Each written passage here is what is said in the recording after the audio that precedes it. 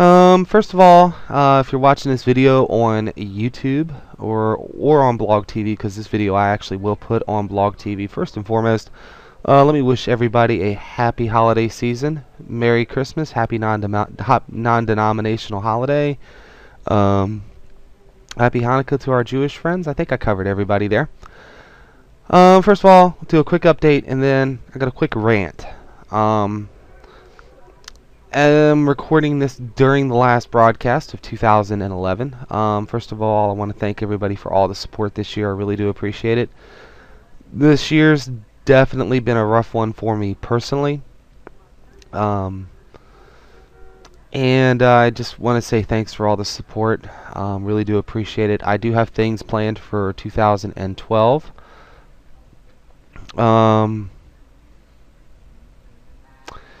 Including getting back to the musician interviews, getting back to more live stuff and not so much the music shows. Although I know everybody enjoys the music shows, and I do too. It's a lot of fun. I really enjoy doing this. Getting back to just what we were doing, when we first came on to Blog TV. In case anybody doesn't know, January will mark the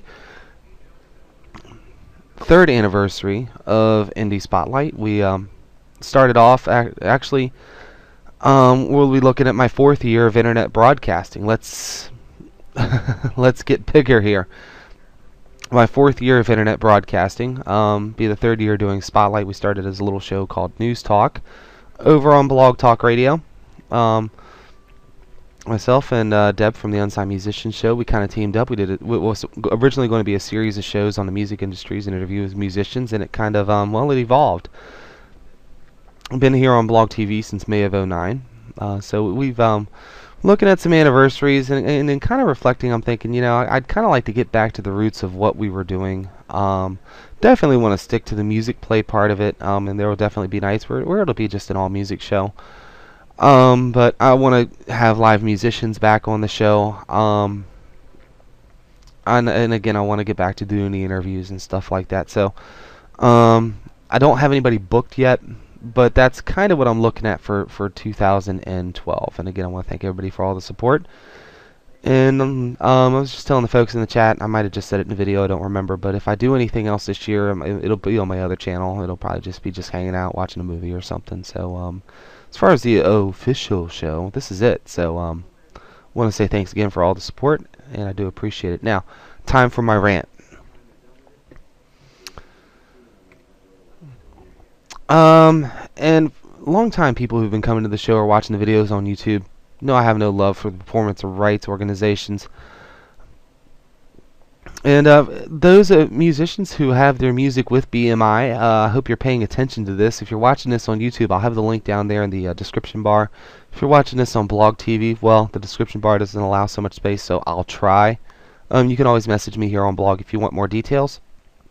Dion Davis says that the performance rights organization, BMI, is a bully and is taking advantage of music publishers in the way it accounts for song royalties from TV networks. Mr. Davis is a songwriter. He's the head of a business that claims responsibility for representing hundreds of songwriters in placing their music in films and on hit TV shows like American Idol, So You Think You Can Dance, Jersey Shore, etc., etc. A year ago, he was sued by BMI for submitting falsified cue sheets, allegedly obstructing the organization's calculations of royalties. On Friday, Davis struck back with a bold counterclaim that alleges that BMI has engaged in a broad scheme to rip off songwriters and publishers. For those that don't know, BMI licenses the music from people who are members. They're the songwriters that are a member of BMI. If you join it with BMI, they license your music. They collect the royalties on your behalf. They take their cut, and you get the rest.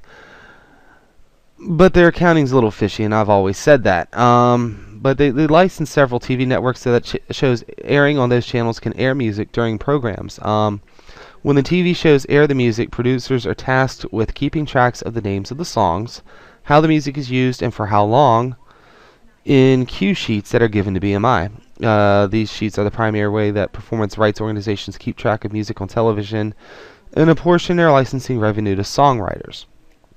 In its lawsuit against Davis last December, BMI accused him of submitting falsified cue sheets that allegedly made it difficult to track song usage and calculate proper royalties. After allegedly discovering anomalies, BMI approached various TV producers in an investigation. Says it found Davis was overpaid by $1.5 million, and others were overpaid by hundreds of thousands of dollars. Davis has denied those charges, and last Friday, he lashed out against BMI with a noteworthy counterclaim. Here's the opening flourish.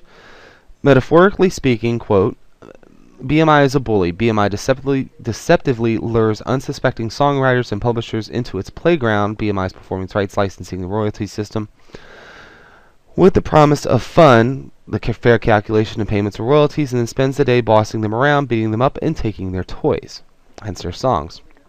He goes on to claim BMI deliberately employs an unclear royalty calculating system for tracking public performances in order to decrease the amount of royalties it must pay to its affiliates. BMI is then charged with serving as its own judge and executioner.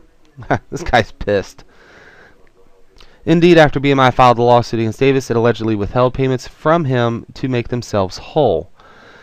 Davis says he hasn't received anything in a year and a half, which he argues is tantamount to rendering any defense of BMI's claims to be pointless.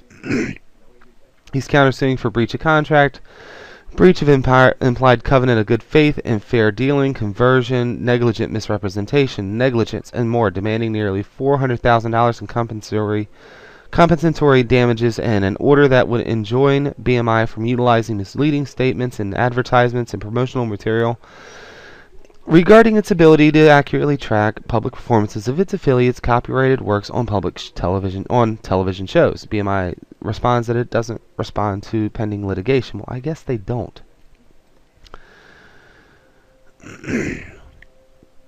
Here's the deal, is that musicians, songwriters, etc., and a lot of indie guys are all the above. They're often encouraged by labels, managers, whoever. You have to join a performance rights organization. You have to do this. They collect the royalties on your behalf. Otherwise, you are going to get screwed. You know, no, the person that gets screwed... Now let you just drop them pants. Ooh, see, there we go.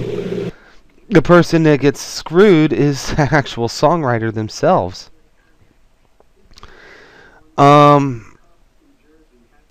Because it sounds like, you know, and I've always wondered, how does their accounting system work? And I've always understood it to be the more hits you have, the more that it's skewed in your favor. So that the indie guy, he doesn't even get his piece of the pie. It goes to the big wigs.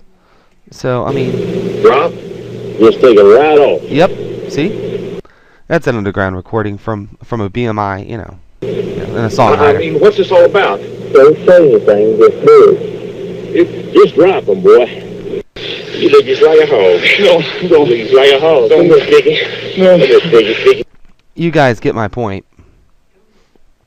Dickie, no, Dickie. Oh, Dickie. Oh, Dickie. Oh, Dickie, get me right. But the point is that, and this is really a more of a point to musicians and songwriters, is that when you sign away your rights to a performance rights organization, you really got to look at what you're signing. And it's not all that it's cut out to be.